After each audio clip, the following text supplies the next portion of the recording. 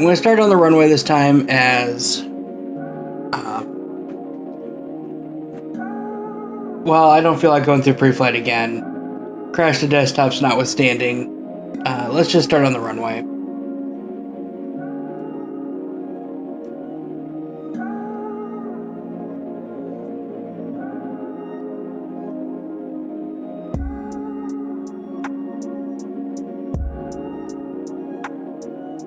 Hi, I'm Lasombra, a gamer and content creator with my head in the clouds. Years ago, I took flight lessons. While I wasn't able to complete them due to money and medical reasons, that doesn't stop my love for aviation, and I choose to bring that love to you here in these videos. I'm Lasombra, and these are my flight sim adventures.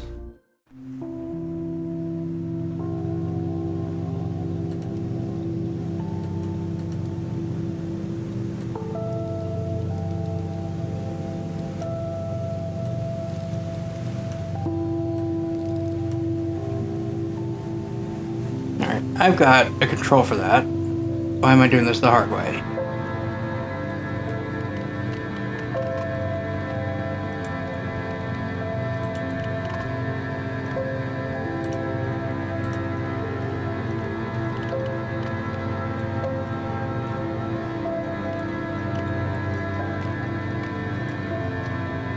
Altitude 4,500 feet.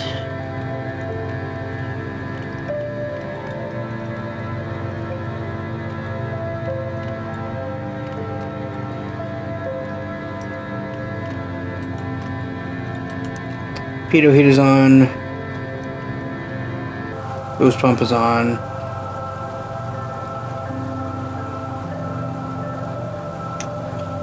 And parking brake is off.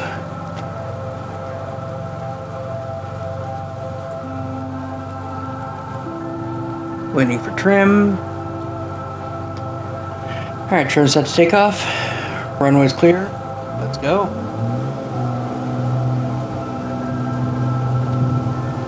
Forgot to check flaps. That was part of the pre-takeoff checks, not the takeoff checks, and I missed. So that's alright. And we're off. Flaps coming up.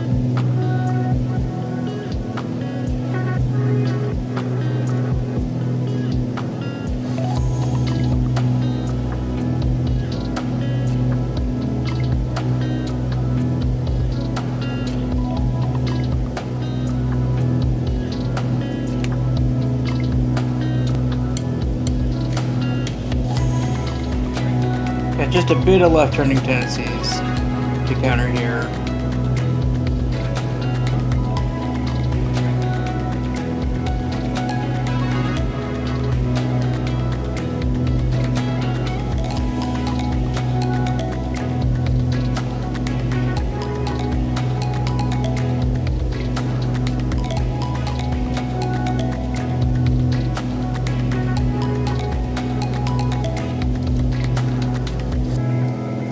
I did a whole...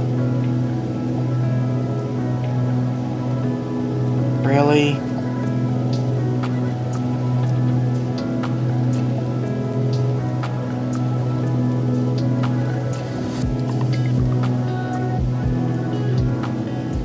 There.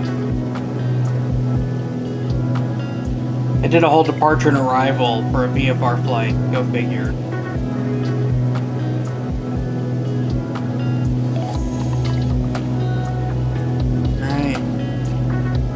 This is honestly beautiful country out here. Transition to a cruise climb here, so we've got plenty of altitude. I don't need a full VY.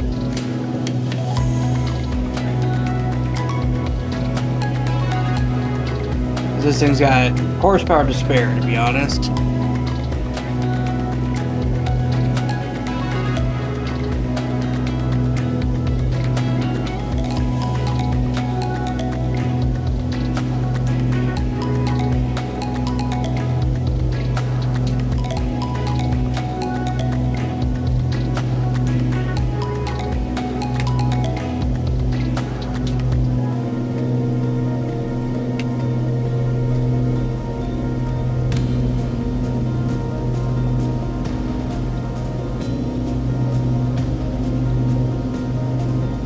Beautiful scenery.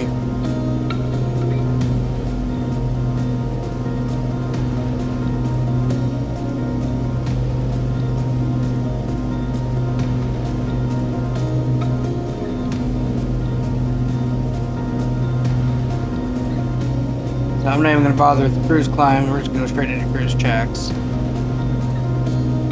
Oxygen is not required today. We're working to establish cruise altitude.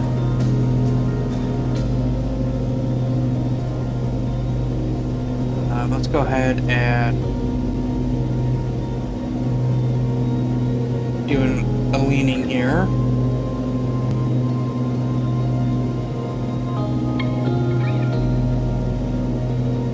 As we shoot right through our target altitude.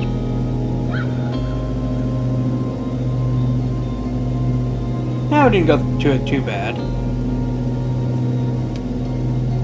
But gotta get on that trim. With an aircraft with a dramatic speed differential like the SR-22 Turbo, or even more so in jets, you gotta really trim that that level off. And it's not just level off trim, it's level off trim, trim, trim, trim some more, keep trimming as you accelerate, because you know, in like the 172, which is what I learned to fly in, and the Piper Warrior, which I also did some training in,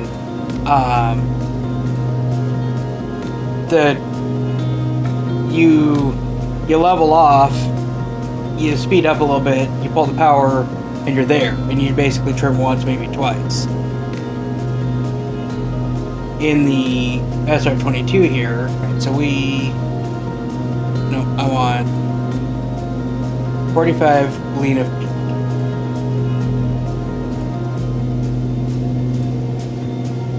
There we go.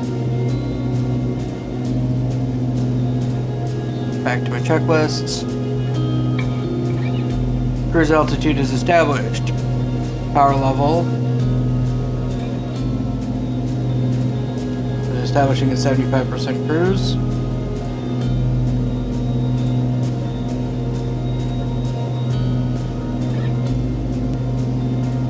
Fuel pump, we're going to switch tanks and then turn it off. Mixture has been trimmed and your parameters are being monitored.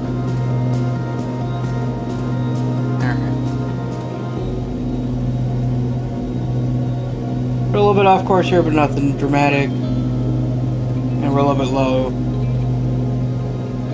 I've been focused on that. I could, of course, turn on the autopilot to just keep us on course on nav, all of that. But the beauty of flight simulation is flying. And the reality is, once you get an aircraft like this trimmed out, it's pretty easy to fly. So why bother with, you know, complex, crazy trims? Yeah, my co-pilot looks freaked out. That's funny.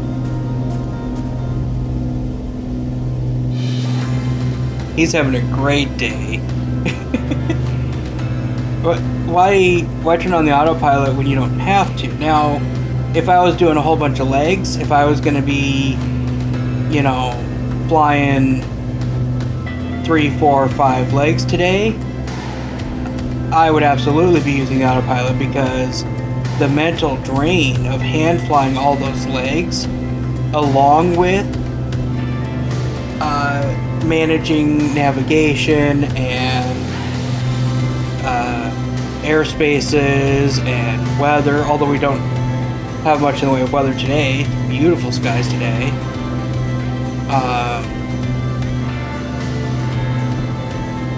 Monitoring for traffic, all of that stuff.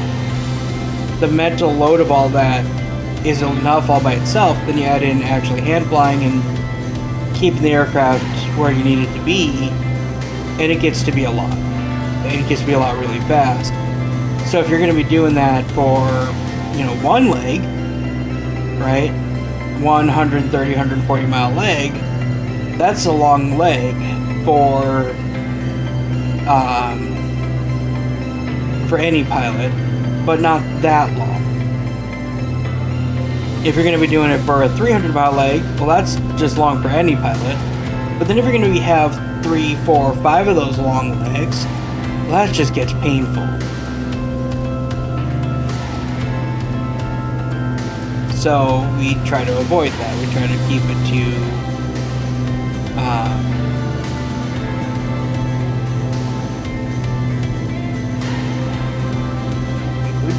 it to 1 or 2 legs a day if we're going to be hand flying, or we turn on the autopilot and let the autopilot help us out and do stuff for us on a longer leg.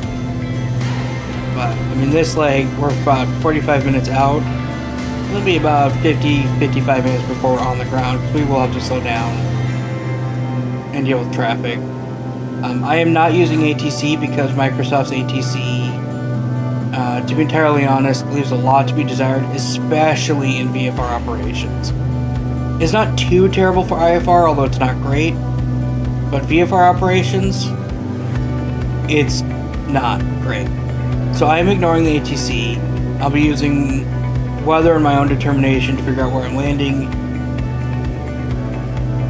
And yeah. Speaking of weather,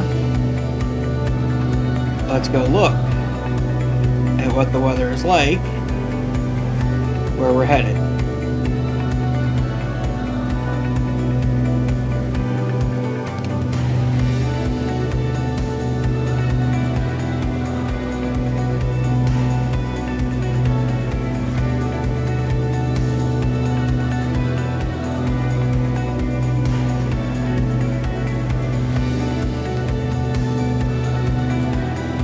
So right now, winds are out of 240, and there was 1020. So what happens when you update the barrel? You're off altitude. You have to fix that. It's tempting to do a full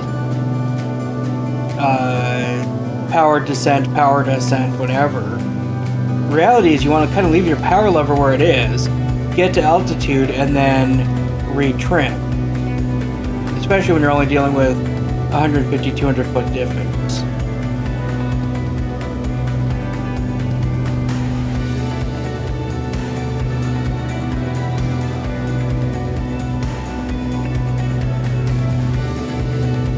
Now that I'm at altitude, I'll let the nose come back up, but I'm going to keep it down as I decelerate a little bit, and then I'm going to trim it out to maintain that altitude.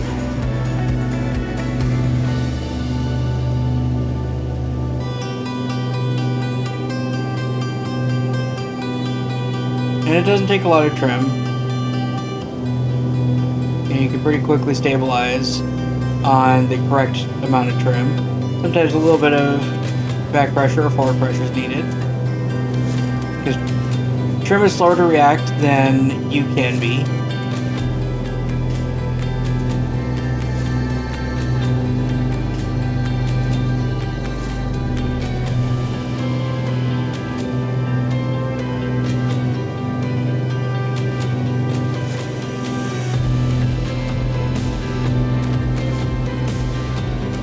Now see in there we just hit a buff it. You can see the nose swinging around just a little bit.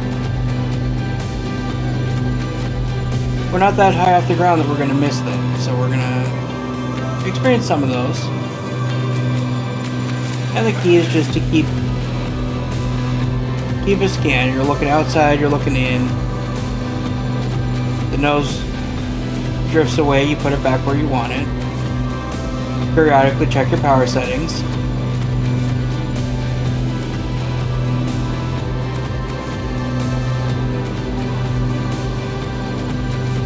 Keep an eye on your fuel tanks, as this aircraft does not have ability to feed from both tanks.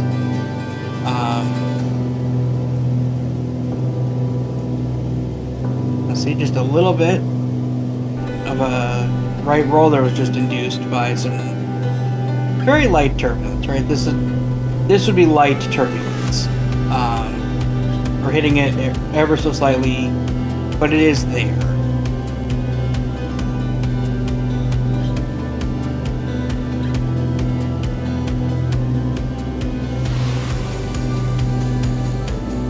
And a little bit of turbulence goes a long way in making you do all sorts of weird things in the aircraft. I definitely need some additional up trim here. And I see that my power is drifting down a little bit, so I want to add just a hair to keep myself in that 75% range.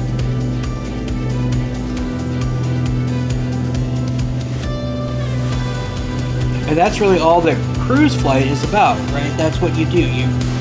You're flying at cruise. I'll note that my cruise checklist did not have me turn off the landing lights. Technically, that's in the climb check. However, I also leave the landing light on through the entire flight. That's a personal preference. And something that my instructor kind of taught me, that, hey, there's nothing wrong with having that landing light on, and it makes you more visible. Ah, well, you know, being more visible is a good thing.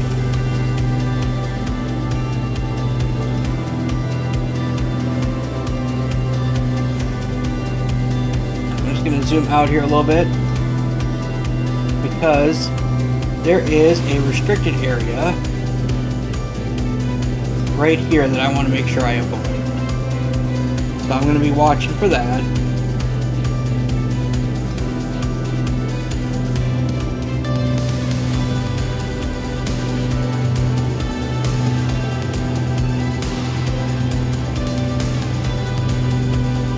I'm going to skirt around that.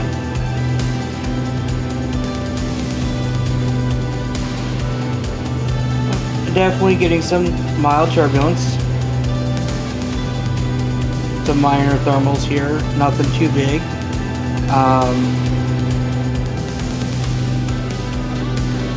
The sailplane guys, I'm sure, are loving this.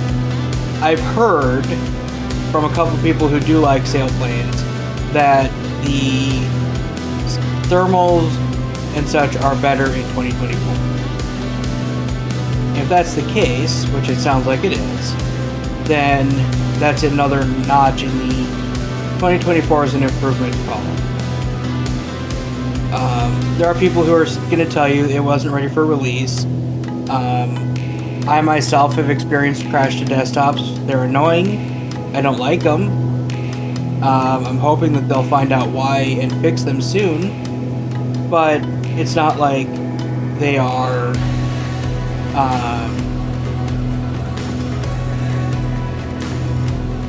game ending, I guess would be the phrase. They're annoying. I wish they would go away. But you know what? You've got a complex system here. Lots of moving pieces. Not everything's going to work exactly the way you want it on day one.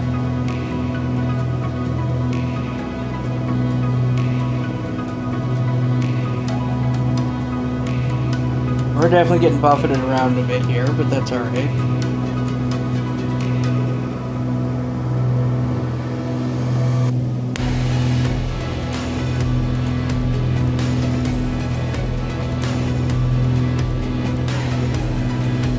See, that feels like a thermal.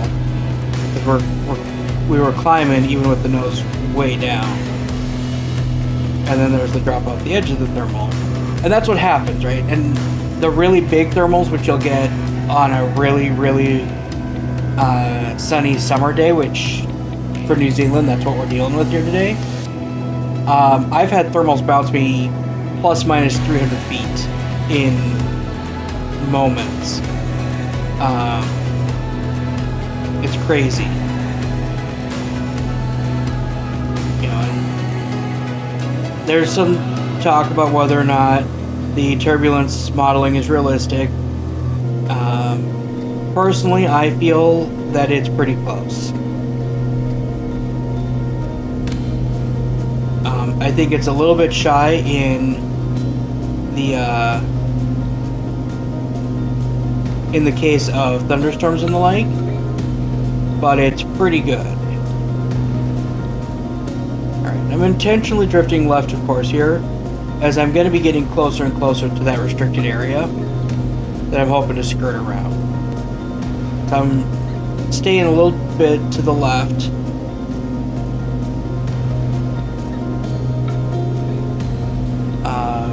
And I should start to see, coming up here pretty soon,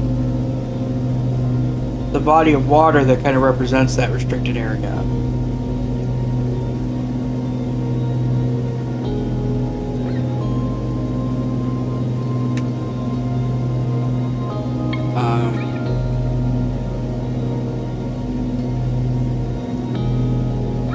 Still have had no traffic to speak of.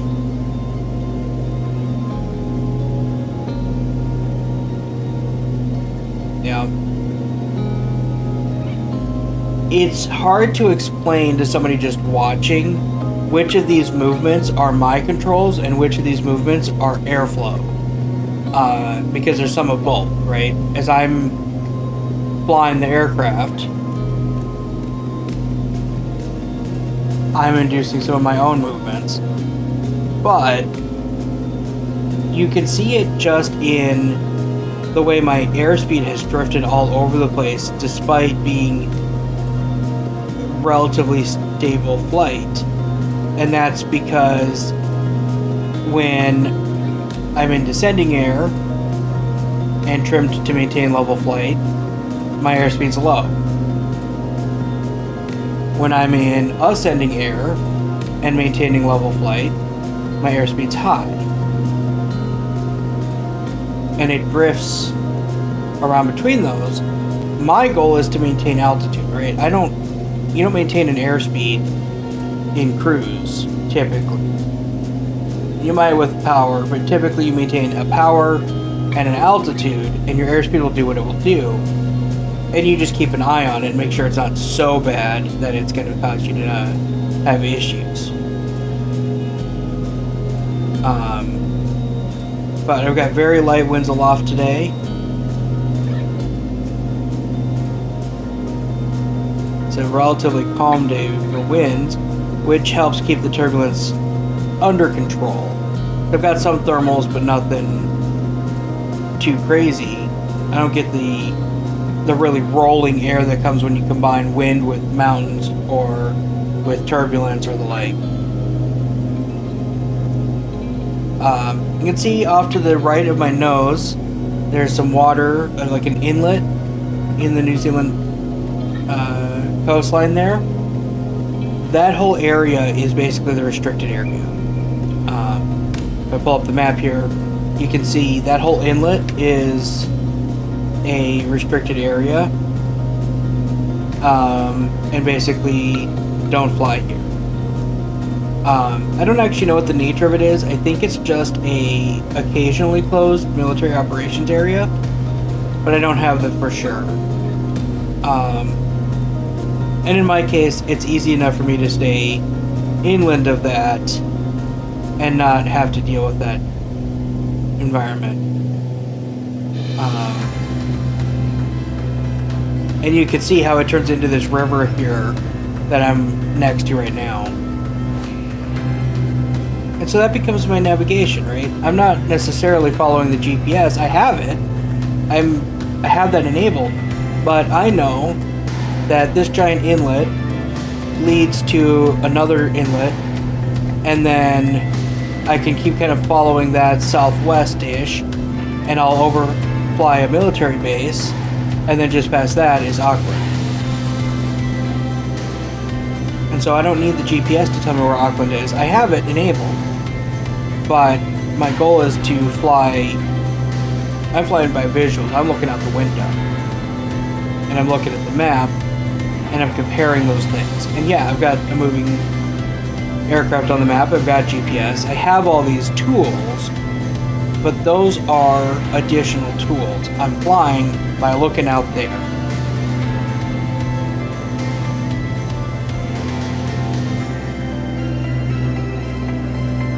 And that's what I love about it.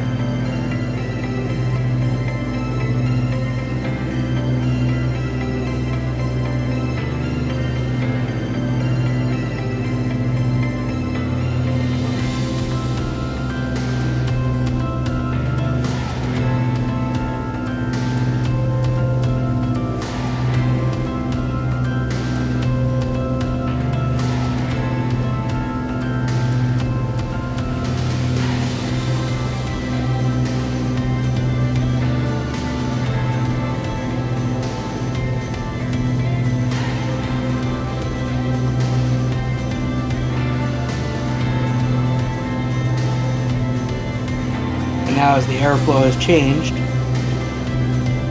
I have to trim again, and I'm going about 5 knots faster than I was. It gives me more ground speed. And of course, more ground speed means I'm getting even closer to Auckland. And you can see on the primary flight display, on the right side is all those boxes. That is my highway in the sky, the path view. That's what the GPS wants me to be on. But that path would take me right through that restricted area. So I'm mostly ignoring it.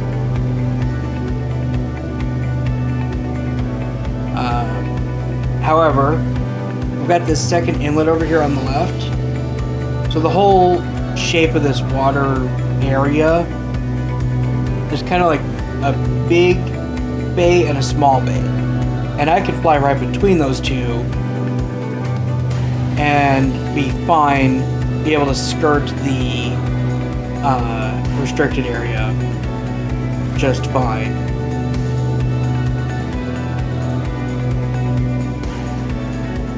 And so that's what I'm going to do, is I'm going to fly right between those two. Now in the real world, I would be in contact with ATC by now because I'm approaching the controlled airspace around Auckland. However, and this is really important to note, Microsoft's ATC sucks. It just does. It's okay for IFR. It's not great, but it's okay. But for VFR, it leaves a lot to be desired. And the new ATC system is even worse, because the way the UI works out, it just, well, let's just say it doesn't.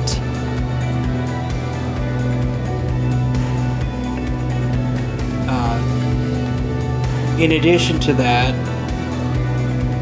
if I try to pop that window out in Flight Sim 2020, that window got its own title. In 2024 it doesn't. And so because it has the same title, all of my software that looks at window titles to determine what to show to you guys gets confused. And you get stuck seeing just the ATC menu. I'll probably be able to solve that in time, but it's not solved currently. I'm going to take a quick drink here while we're pretty stable.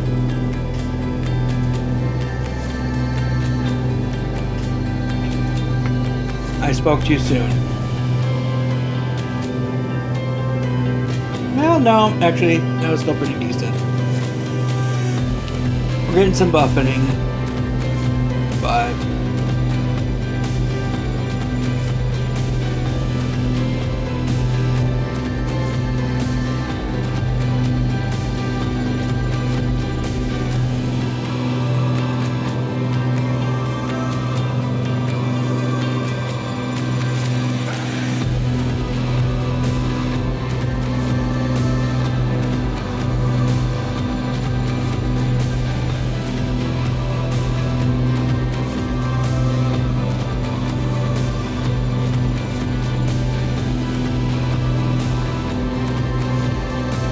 so, airport elevation is 14 feet, so we have about 3,500 feet to lose to get into the pattern. We'll say 3,000 feet to lose for overflight. So we want to start 9 miles out. And we're still quite a ways, I mean, we're still 60 miles out, so we're good. But there's always something you want to start planning for, right? Is when are we going to descend? It looks like it's about time to switch tanks too. So I'm going to boost pump on, left feed tank, give it a 5-second count, and then boost pump off. And we're now feeding from the left tank. If you're wondering, well, what did I do? I didn't reach for any controls. I do have a button panel. I'm using the Class Echo, which is a really nice piece of kit. Just, I really like it. It's very flexible. Multi-page button panel and knob. Just really nice piece of kit. I'm using the tablet version, which recently came out for Android. And I'm using it on the same tablet I use for Navigraph charts when I'm doing IFR.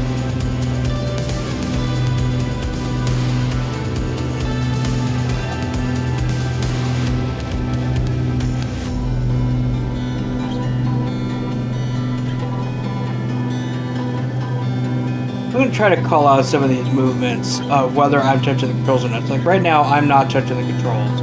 The aircraft is stable. You see that drop that it just did? That was because of airflow. And then that was not me. But it recovered on its own. See, that jump there was not me.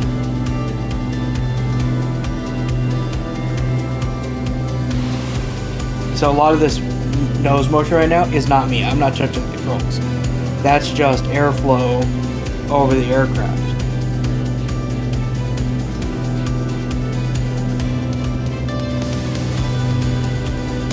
And so this is just practice, right?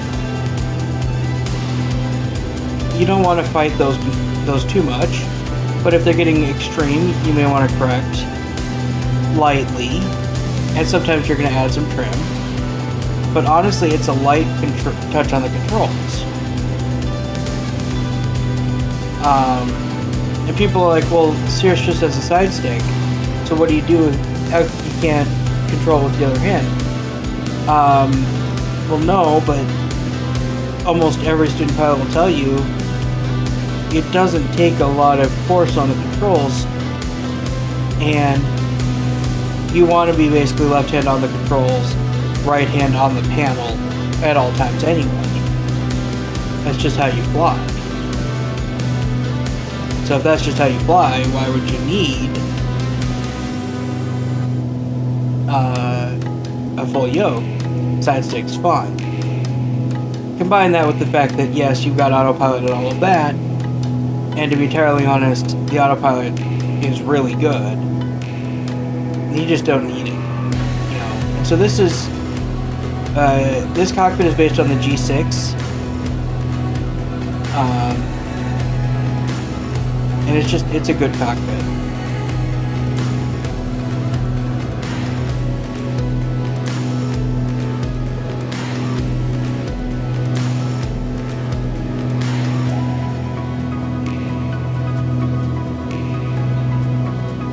Beautiful scenery. My co-pilot is thoroughly unimpressed. I'm gonna have to get somebody younger to be my co-pilot in the future. I think you can customize the co-pilot. I just left them at default. I customized myself, but not my co-pilot. Brilliant.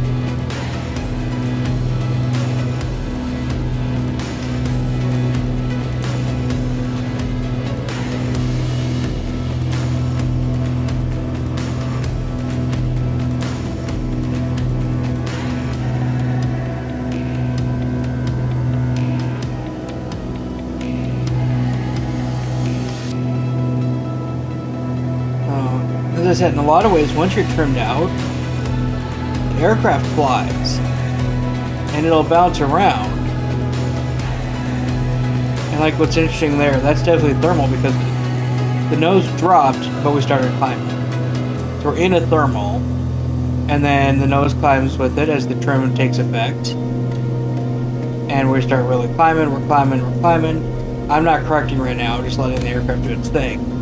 To demonstrate, now we've come out the end of the thermal. Now we descend. Airspeed's climbing. Nose is going to start coming up. We may end up descending more than we climbed because the drop of a thermal is really strong. But then the nose comes up. We tend to roll out of that. And we've stabilized. Now we're going to oscillate here for quite a bit if I don't step in. So I'm going to add just a little bit of back pressure here as we stabilize.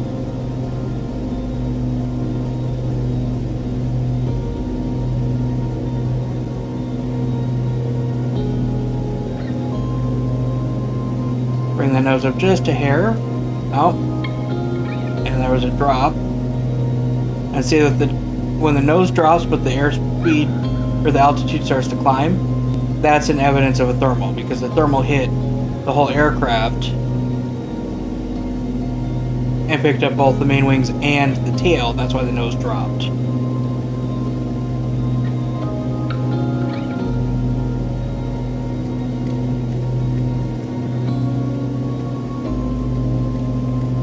It doesn't take a lot to control through those, depending on the strength of them. And in a lot of cases, you can just ride them. They're not that dangerous. You know, if they're really strong, you want to be aware of that. But for the most part, you can just ride the thermals. They're just going to work.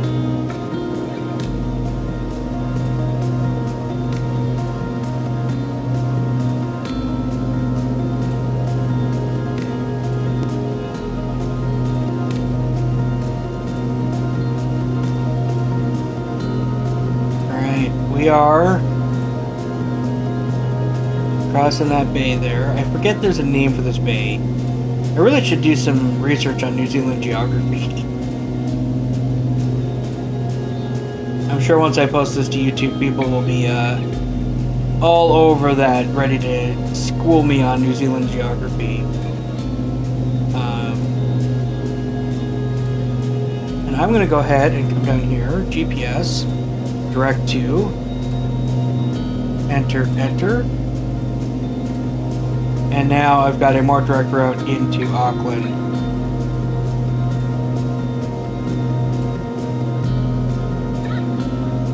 That I can turn to fly. And I might do that one more time just to have it pick up where I'm at now. And so now I'm going to go ahead and stay in the rectangles, because now I'm past that area I was worried about. Right? Cleared that. The rectangles aren't going to take me deep over the water. That's the other thing I'd be worried about. And so I can get back here. So recommended runway 23 left.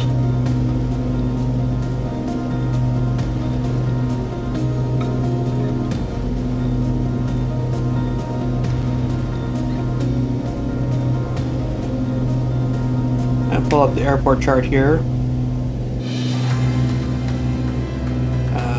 No, airport ground chart.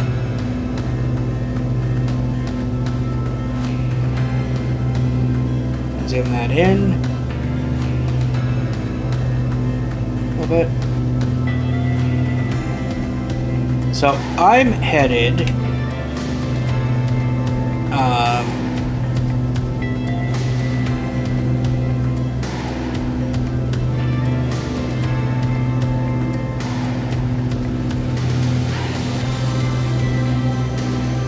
I believe the FBO is great.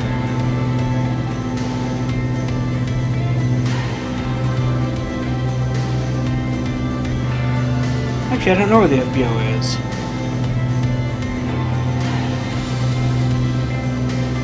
I believe it's the corporate and freight ramp is where I'd be going.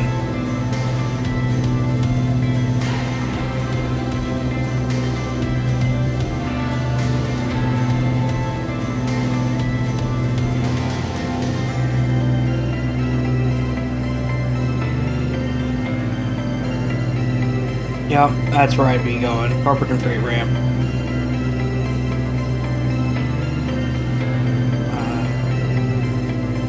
So, expecting runway 23 left, and then basically it's just straight back to the departure end for where the FBO is.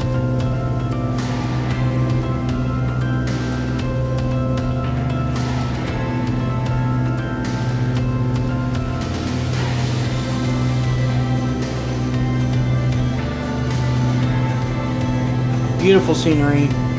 Since I'm going to be heading into 23 left, I'm going to go ahead and get my heading set for that. Right, I have a physical control for that.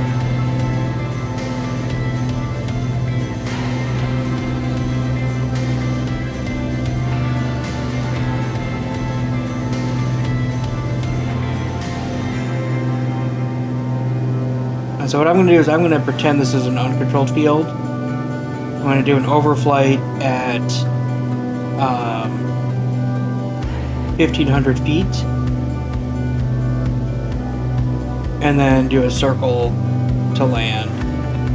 And then do a pattern entry for a left downwind pointing through left.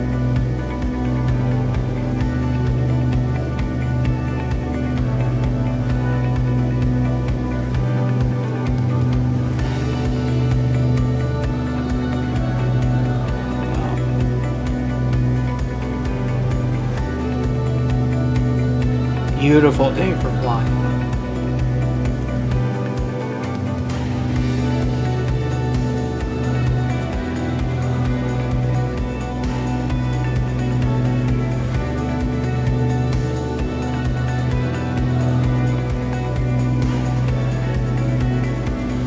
I see some POI markers out in the distance because I didn't turn those off, and I think I'm going to leave them on actually for this tour.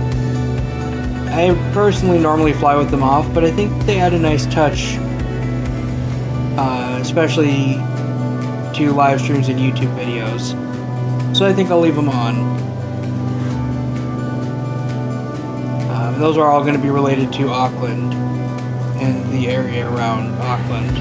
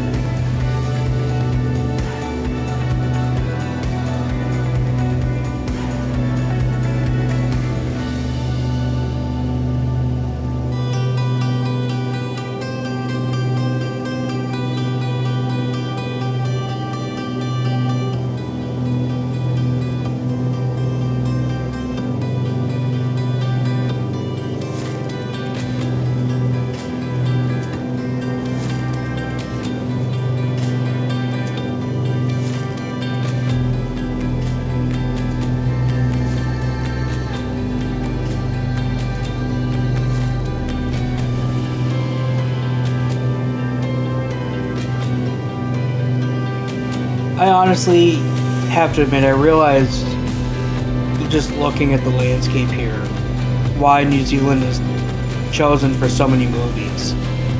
It's beautiful. And varied. And it's a smallish country with a lot of variation in landscapes. So you can get all sorts of different worlds and territories out of not a lot of land.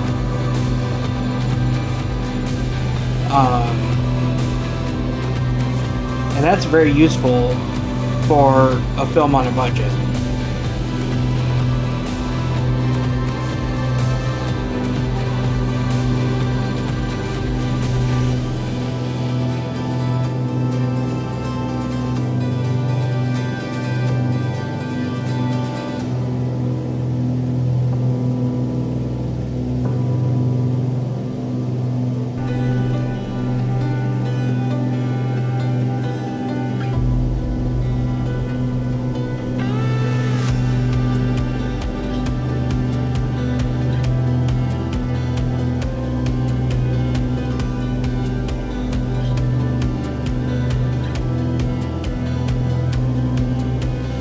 So to give it your commercial pilot's license, you have to do a cross-country at least 150 nautical miles. And there's a reason why that threshold was put out. That's for the US, of course.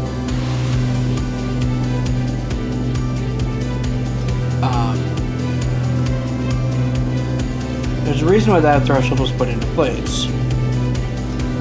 And that is that anything shorter than that is typically going to be a straight line navigation.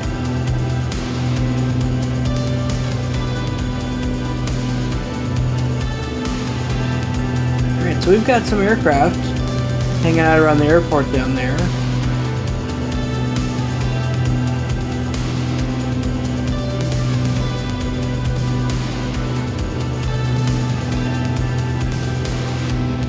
Well, that's a climb.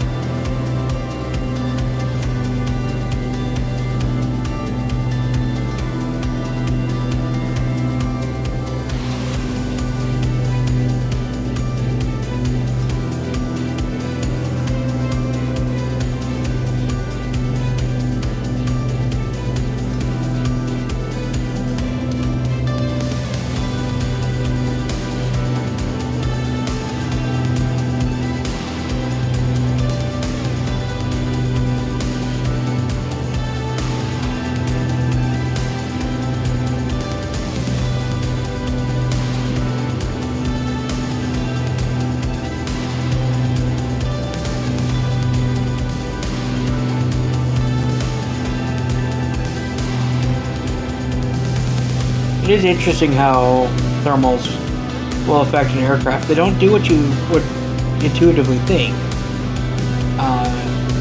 Because you do have that tailplane out there. The nose stays the same weight, but doesn't have as big a surface area as the tailplane. So a thermal will actually pick your tail up and lower your nose.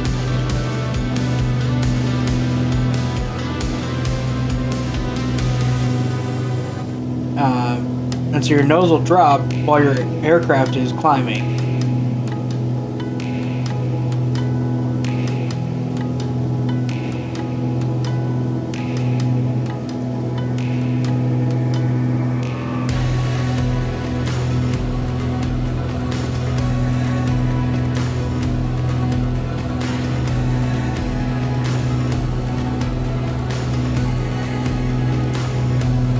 And what sailplanes will do is they'll intentionally stay in that thermal.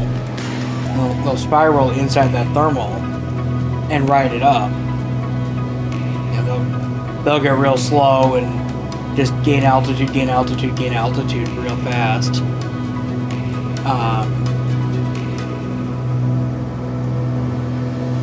And that's, useful for distance travel.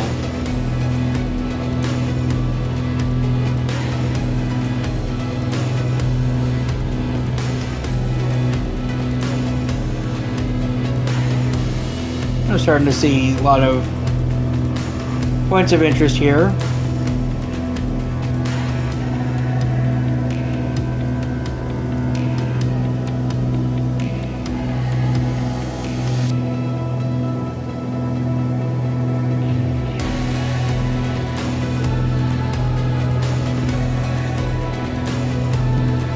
I'm going to pop into checklist here, and I'm going to select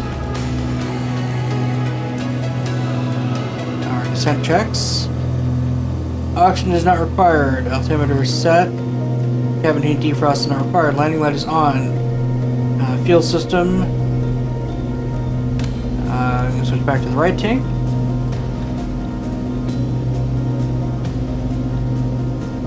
Power level as required, as we're getting very close to our top of descent here.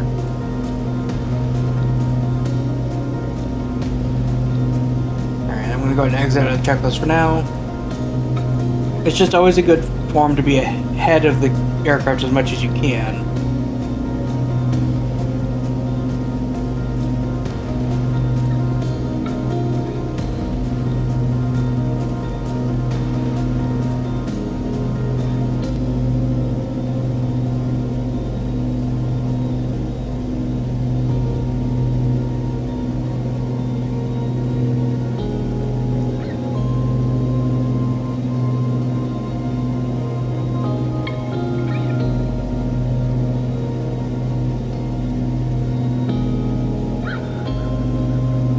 I'm going to go ahead and start the descent just a little bit early, because I like to be ahead of the game here. I'm going to bring power back to about 35%. Set my target altitude, 1,500 feet. And I'm going to slow down. The goal is to maintain a vertical speed 6 times your ground speed. So my ground speed is 150, that means a 900 feet per minute vertical speed. But if I slow down, I can use a lower vertical speed. So I started a little bit early, so I've got time to slow down before I have to really get it down.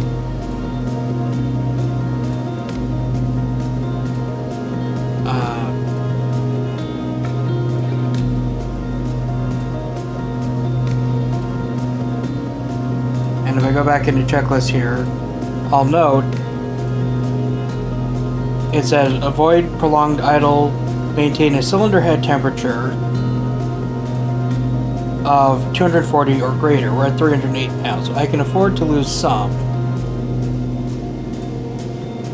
as we start our descent here. But I gotta watch that cylinder head temperature. Alright, so I'm gonna go skip that. Make sure I'm gonna go ahead and bring in a rich mixture will cool the cylinders a little bit, so I do want to kind of watch for that. And we'll just do a quick check of our brakes.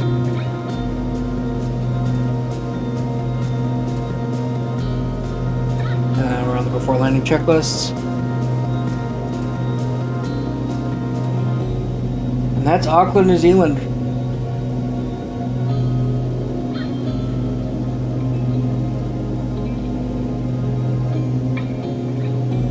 We're going to keep bringing the power out. So now we're getting closer. It's time to get slowed down and lose some altitude. And the goal is to keep an eye on our cylinder head temperatures. Make sure they don't get too cold.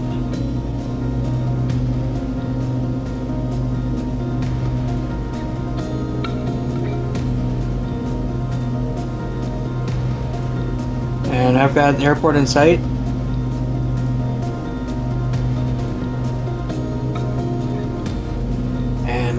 Turn the aircraft tags off so I can see the airport.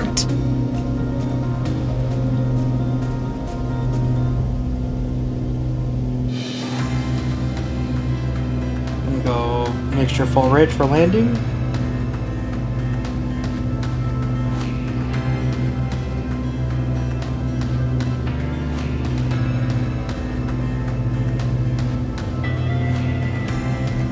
And we're getting closer to 1,500 feet.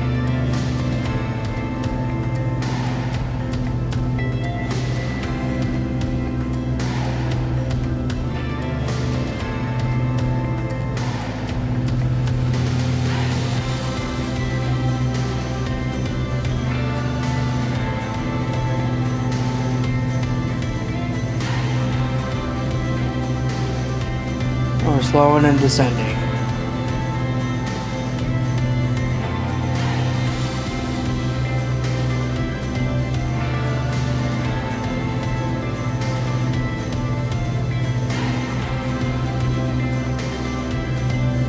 And so the whole way down I've been trimming basically the whole way in, so we slow down.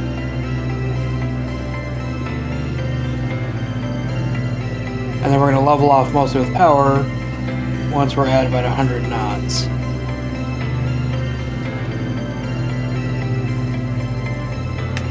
I'm going to overfly the field.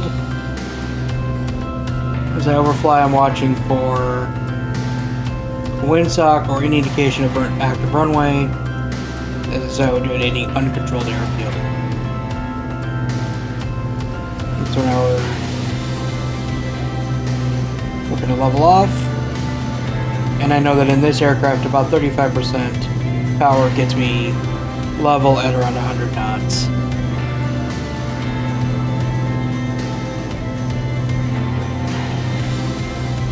Now it looks like I might actually have too much power.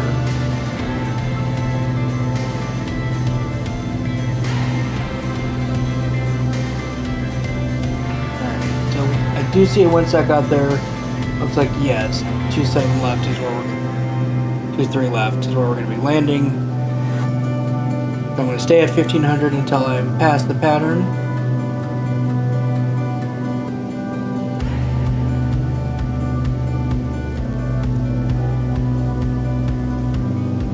And keep pulling some power out.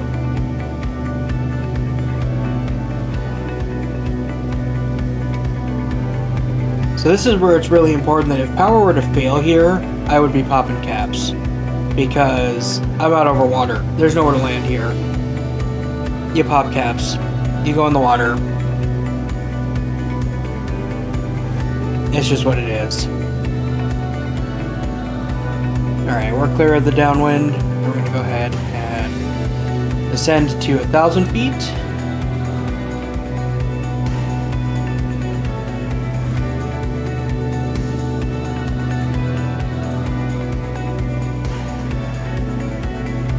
And get into our checklists. Seatbelts are secure. Fuel pump is boost. Mixture is full rich. Flaps will be coming in as required. Autopilot is off. Alright, checklist is complete.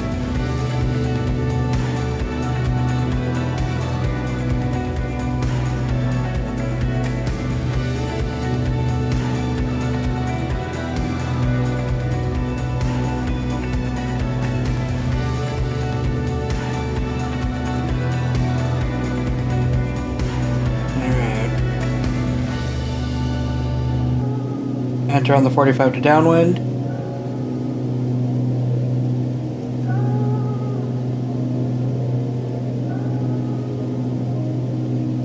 Go ahead and turn downwind.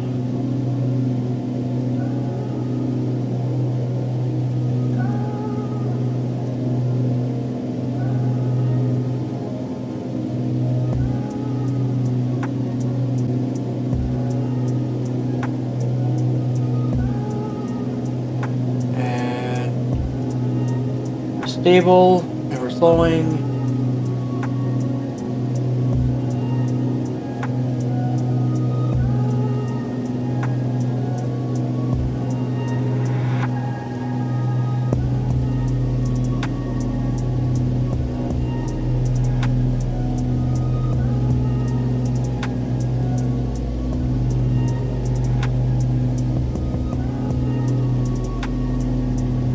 Beam touchdown point, flaps in.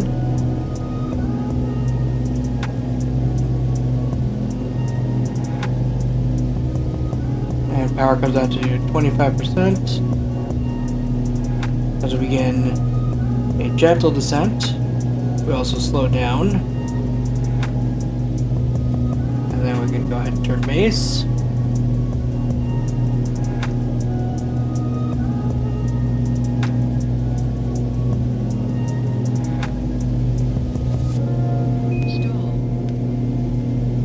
A little too much back pressure there. 500. Alright, final's clear. Flaps full.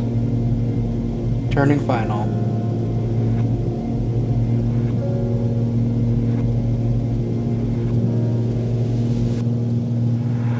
I turned a little early, and I'm a little high, but that's alright.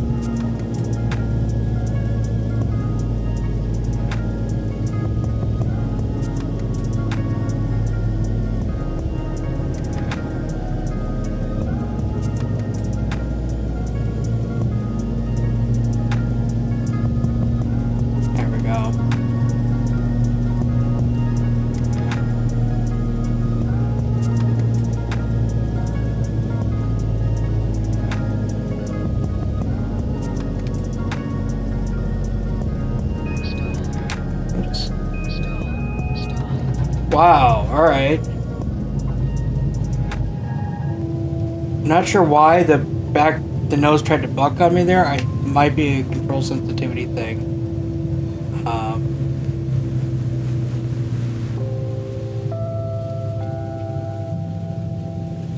So. Nice thing about smaller airplanes, I can take the reverse high speed. Alright, flaps are coming up. I'll definitely have to look into the control sensitivity because the nose kept like bucking there as I was adding back pressure, which it shouldn't have. I should have been much smoother than that. But I think maybe I hit some threshold in my sensitivity curves.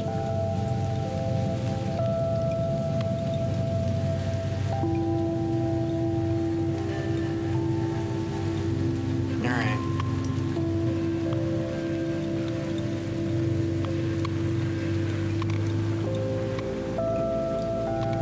Taxiing over to parking. Fuel pump is off.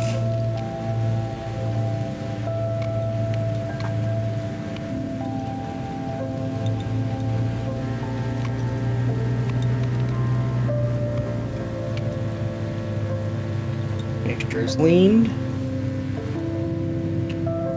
Flaps are up. Transponder.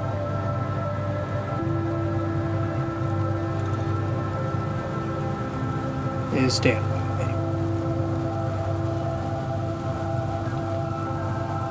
Lights. I'll go ahead and turn off the landing light. And the pitot heat.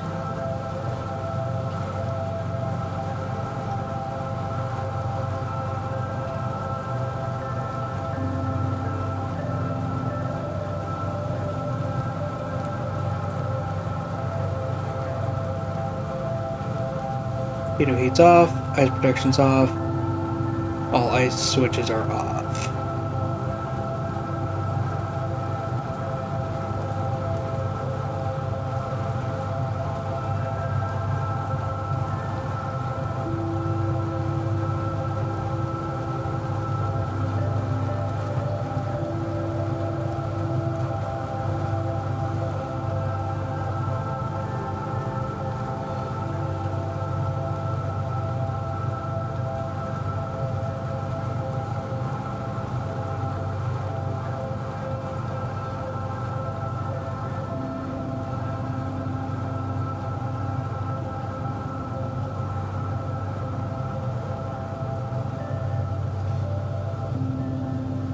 I think that I actually technically just entered the DHL lot, but I think actually I was supposed to go one further over.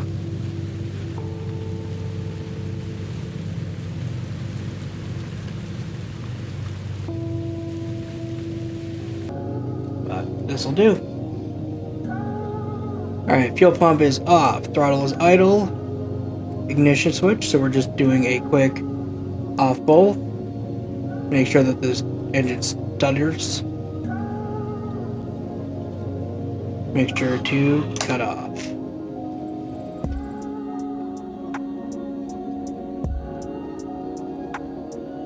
And then all switches off.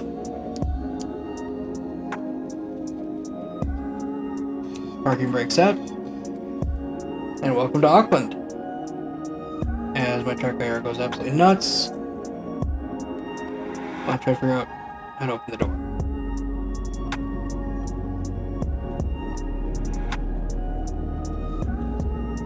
I don't think I can reset the tie downs.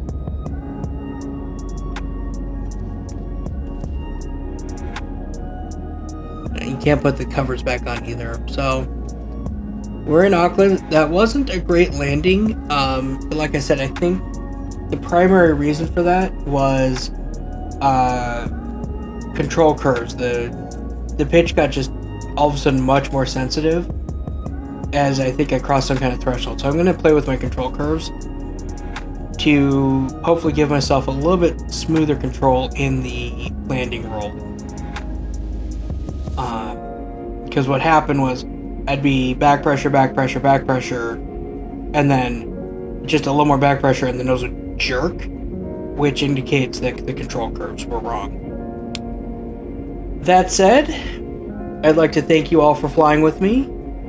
If you enjoyed this flight, please feel free to like and subscribe on YouTube or follow on Twitch. This is just the first leg of many. There will be more. On YouTube, I try to put out one episode a week of either Flight Sim or Factorio content. Or I'm looking at possibly adding Star Trekker to the rotation. So if you're catching me on YouTube, this is just the first leg of 10 legs planned here in New Zealand. I will be posting more over time, but it's going to be over time as I edit them and complete, putting together issues. So on YouTube, you don't have to see me have all my crashed desktops and stuff that Twitch got. And if you're on Twitch, as you know, everything I'm recording for YouTube, I record live here on Twitch. This is for you, the viewers. I love flying with you. I hope you enjoyed flying with me. And until next time, fly safe.